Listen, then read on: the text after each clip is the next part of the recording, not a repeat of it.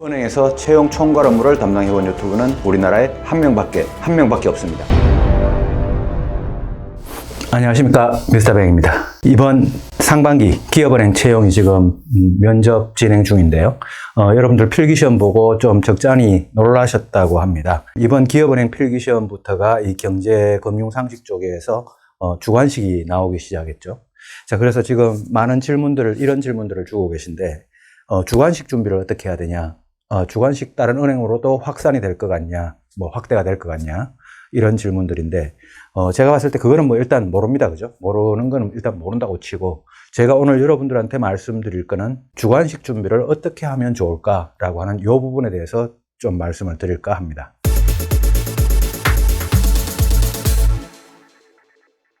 자, 요번에 기업은행 주관식 필기시험을 이제 보셨던 분들도 마찬가지고요. 한번 보셨던 분들은 한번 복기를 해 보십시오. 주관식이 크게 그냥 주관식으로만 나올 수밖에 없었던 그런 문제인지, 아니면 객관식으로도 나올 수 있을 만한, 그러니까 객관식을 주관식으로 변형시킬 수 있는 그런 문제였는지, 아니면 주관식으로밖에 나올 수 없었던 그런 문제였는지 생각을 해보면요. 보통의 경우에는 그렇습니다. 주관식으로만 나올 수 있는 그런 문제는 잘 없습니다. 그거는 객관식으로도 나올 수 있고 주관식으로도 나올 수 있고 그런 상태죠. 그 말은 우리가 객관식을 공부를 하더라도 충분히 주관식 준비가 될 수 있다는 이야기입니다. 다만 이 객관식 문제를 풀 때는 우리는 답을 찍는데 좀 포인트가 있었다면요. 주관식은 그 개념을 좀 정확히 알고 그렇게 공부를 해야 되는, 요게 이제 좀 차이가 있을 뿐이지, 객관식 문제를 가지고 충분히 주관식 문제를 만들어낼 수 있다는 겁니다. 자, 근데 이제 우리가 주관식 이제 공부를 하려 그러면, 제가 이번 필기시험 끝나고 난 다음에 우리 취준생분들한테 여러 가지 말도 듣고 또 제 스스로도 저도 매경 테스트 책을 적고 있지 않습니까? 그래서 제가 매경 테스트라든가 또 경제금융상식 그 핵심 이론서 천재 책도 있고요. 이런 책들을 가지고 생각을 해왔을 때 여러 분야 중에서 제가 한 5가지 정도를 골라왔습니다. 첫 번째는 경제학이든 경영학이든 어떤 이론의 개념에 대한 문제입니다. 예를 들어서 이런 거죠. 이론에 대한 개념 문제라 그러면 이러이런 현상을 뭐라고 하는가라고 질문이 나오고, 정답은 유동성 함정이다, 또는 구축 효과다라고 하는 이런 이론적인 개념에 대한 주관식 문제입니다. 자, 이렇게 이론적인 개념을 가지고 주관식 문제가 나올 수 있고요. 그 다음 두 번째는 이론과 관련된 계산 문제입니다. 이런 상황을 가지고 GDP 디플레이트를 구하라 라고 하는, 실업률을 구하라 라고 하는 이런 이론과 관련된 계산 문제가 나올 수 있습니다. 이런 게 두 번째고, 세 번째는요, 경제나 경영의 이론에 대한 개념, 그 다음 이론에 대한 계산을 떠나서 세 번째는 금융에 대한 개념.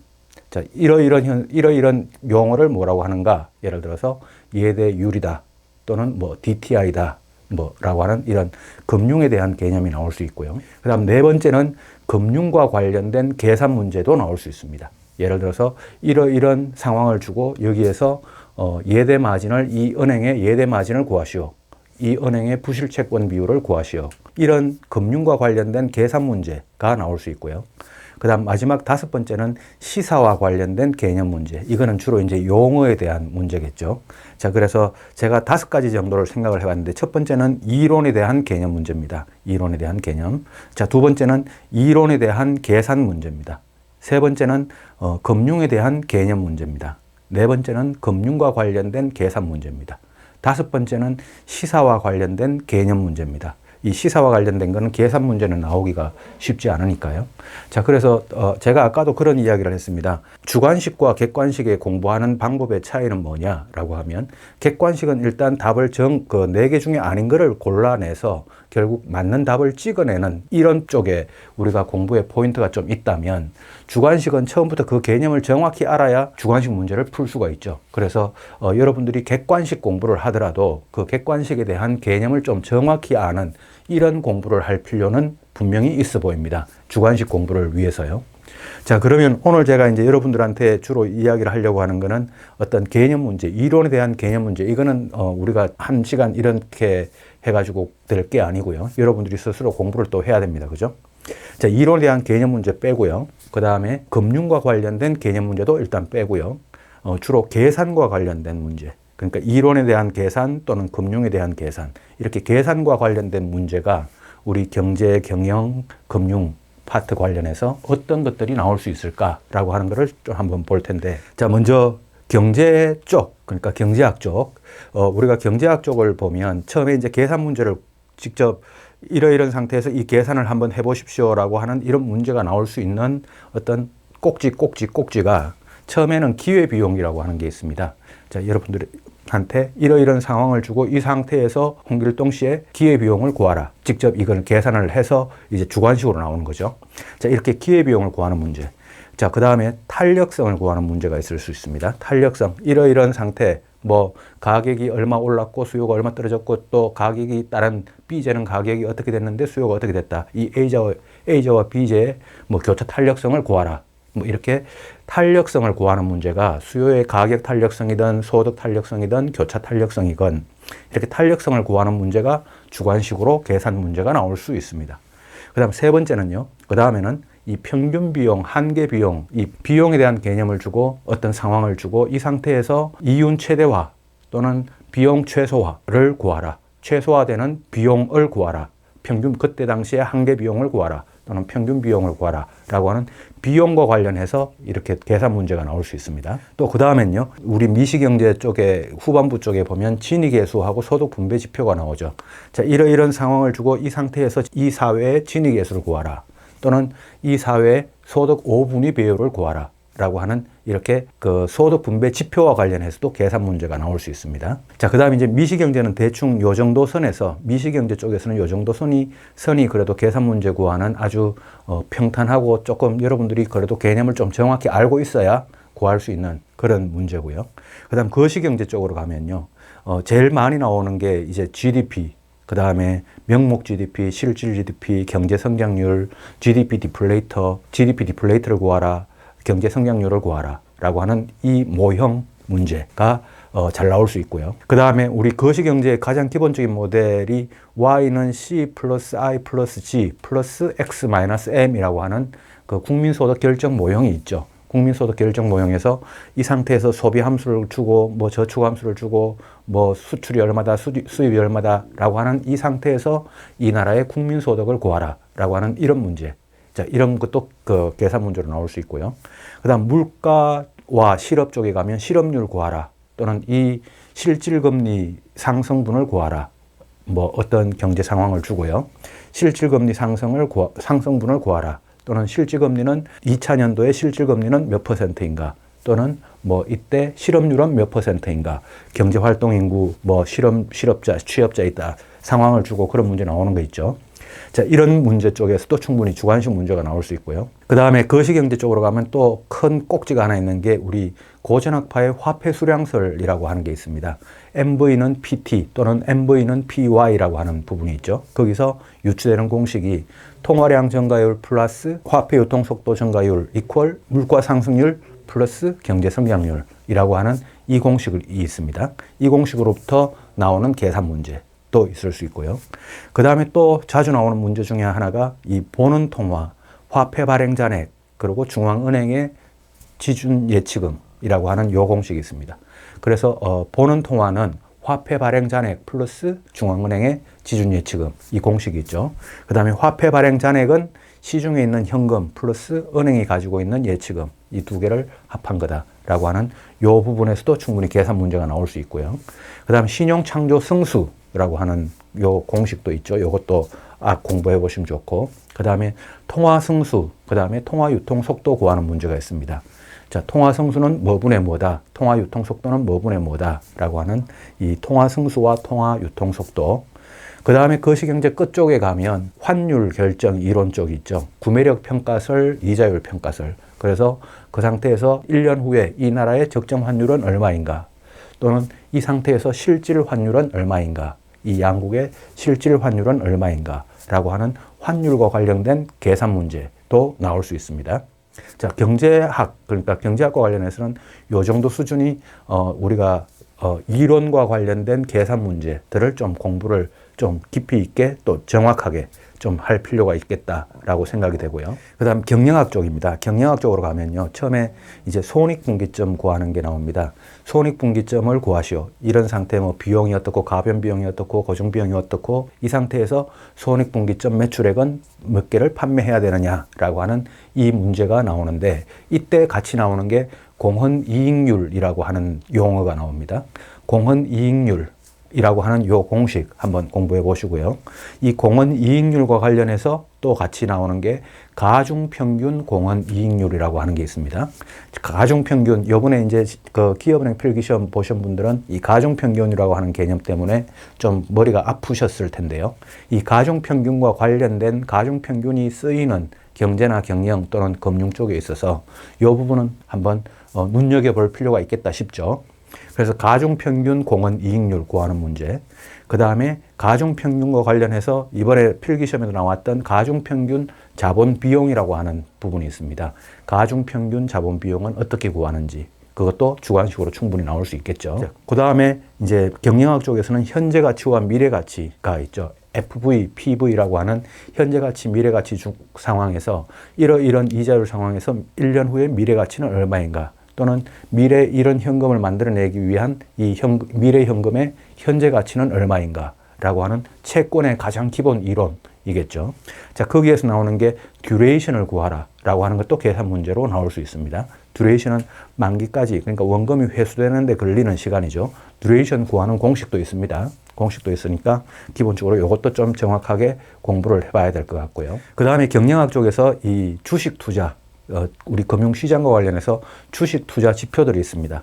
EPS, PER, 그 다음 BPS, PBR이라고 하는 이 상태에서 여러 가지 뭐 매출액, 당기순이익, 주식수, 주식 발행수 뭐 이런 상태에서 이 회사의 EPS는 얼마인가 또는 PBR은 얼마인가 이런 공식을 가지고 문제 푸는 계산 문제가 나올 수 있다는 거죠. 자, 이런 그 주식 투자 지표, 그 다음에 경영학 쪽에서는 또 재무 비율, 이런 재무상태표, 손익계산서를 일부 요약된 걸 주고 이 기업의 유동 비율을 구하라. 이 기업의 이자 보상 비율을 구하라. 라고 하는 뭐 이런 유형의 질문 나올 수 있겠죠. 그 다음에 경영학 쪽에서 여러분들이 그렇게 쉽지도 않고 어렵지도 않은 게 이 옵션과 관련된 파생상품 중에요.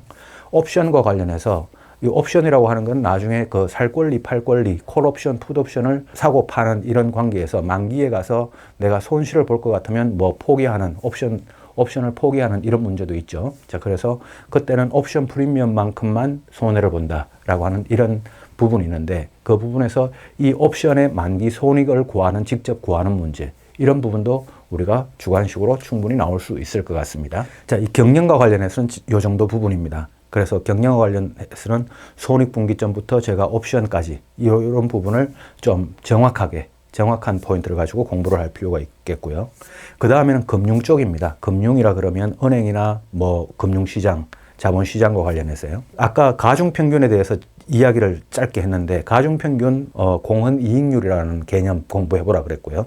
그 다음 가중평균 자본비용이라고 하는 부분을 공부해보라 그랬는데 은행 사이드에서 이 가중평균이라는 용어가 쓰이는 게 크게 있다면 크게 한 두 가지 정도가 있습니다. 첫 번째는 예금금리와 대출금리를 가지고 예대 마진을 구하는데 가중평균이라는 개념이 쓰입니다. 그래서 예금의 가중평균 금리, 대출의 가중평균 금리를 가지고 이 가중평균 금리의 차이를 가지고 우리가 예대 마진이라고 하는데 이 예대 마진을 구할 때 가중평균의 개념이 쓰이니까 이 가중평균 예대 마진의 개념을 공부를 해보면 좋겠고, 또 은행에서 이 가중평균이라는 용어가 또 쓰이는 게 환율이 결정될 때 매일 아침마다 우리가 은행에서 환율을 발표하지 않습니까? 발표하고 매일 시시각각 바뀌죠. 이렇게 환율이 결정되고 바뀔 때, 환율을 결정할 때, 계산할 때 가중평균으로 계산을 합니다. 그래서 환율이 결정되는 요 상태에서, 요 모형에서 은행들의 가중평균을 활용한 환율 결정, 요 부분도 우리가 좀 알면 좋겠고요. 그 다음에 은행 금융 쪽과 관련해 가지고는 그 다음에 어떤 상황을 주고 이 상태에서 홍길동 씨가 예금자 보호가 되는, 예금자 보호를 받을 수 있는 예금 보호 대상 금액은 총 얼마인가 라고 하는 예금자 보호 쪽과 관련해서 우리가 계산 문제가 또 나올 수 있고요. 그 다음 아까 제가 초반에 이야기했던 것처럼 어떤 가장 간단한 모형, 은행의 어떤 여신 상황을 주고 이 은행의 부실 채권 비율을 구하라. 고정 이하 여신은 총 얼마인가. 뭐 이런 자산 건전성과 관련된 계산 문제도 나올 수 있고요. 그 다음에 은행의 부동산, 은행의 대출 쪽과 관련된 부동산 문제와 관련해서 가장 간단한 모형을 주고 땡땡땡 차주의 이 A라는 차주의 어떤 DTI를 구하라. 또는 뭐 LTV를 구하라. 또는 DSR을 구하라. 라고 하는 이런 정도의 간단한 계산 문제도 나올 수 있을 것 같습니다. 자, 제가 이제 크게 말씀드린 거는 경제와 관련된 계산 문제. 그 다음 두 번째는 경영과 관련된, 경영학과 관련된 계산 문제. 세 번째는 금융 사이드에 있어서의 계산 문제. 우리가 조금 더 정확하게 알고 공부를 해봐야 될 거. 요 부분들을 제가 말씀드렸고요. 제가 오늘 말씀드리기 어려운 거는 이 개념 문제입니다. 이론 쪽과 관련된, 경제학 이론과 관련된 개념 문제. 이건 워낙 분량이 많아서 뭐 바로 말씀 나누기가 좀 어렵고요. 그 다음 경영학과 관련된 개념 문제. 이것도 마찬가지죠. 워낙 방대하니까요. 이거는 여러분들이 이제 매경 테스트나 환경 테스트나 뭐 그런 책들을 통해서 여러분들이 공부를 좀 해봐야 되고, 그 다음 금융과 관련된 개념 문제도 나올 수 있습니다. 금융과 관련된 개념 문제는 뭐 예를 들어서 이러이런 개념을 용어를 뭐라고 하는가, 뭐 DSR이라고 한다, 또는 LTI라고 한다, 뭐 이런 식의. 그 다음에 시사와 관련된 개념 문제도 있을 수 있는데, 이 시사와 관련된 개념 문제는 신조어 또는 어떤 우리가 계속 뉴스나 이렇게 나오는 신조어, 그 다음에 주로 경영과 관련해서는 이 마케팅과 관련해서 마케팅 쪽 용어가 문제가 많이 나오더라고요. 그래서 마케팅과 관련된 신조어 또는 마케팅 용어들, 이 부분들을 여러분들이 주관식으로 조금 공부를 좀 해놓으시면 좋을 것 같다는 생각이 듭니다. 물론 제가 지금 말씀드린 거는 꼭 주관식 공부를 위해서 말씀드린 건 아니고 객관식을 공부할 때 이 부분은 다 공부를 해보면 좋습니다. 그러나 주관식하고 객관식은 아까도 말씀드린 것처럼 어떤 우리가 답을 4개 중에 하나를 골라내는 방식과 아예 없는 데서 그냥 그 정답을 내가 계산을 해서 또는 어떤 정확히 알고 있는 상태에서 적어내는 것과는 좀 차원이 다르니까 객관식이든 주관식이든 간에 우리가 지금 제가 이야기했던 요 파트들은 조금 더 깊이 있게, 조금 더 정확하게, 깊이 있게라는 거는 아주 깊숙하게라는 개념보다는 정확하게라는 표현이 더 맞을 것 같습니다. 좀 정확하게 공부를 좀 하는 그런 공부 요령이 좀 필요할 것 같아 보입니다. 자, 그래서 제가 오늘 말씀드렸던 거는 우리가 이번 하반기, 2020년 하반기 혹시 주관식이 다른 은행으로 또 확대가 된다면 또는 확대가 되지 않더라도 꼭 그냥 객관식을 공부하더라도 이러이런 파트들에 대해서는 조금 더 정확하게 공부하자라는 그런 쪽으로 제가 포인트를 두고 오늘 말씀을 드렸습니다. 자, 다음 시간에 다시 만나도록 하겠습니다.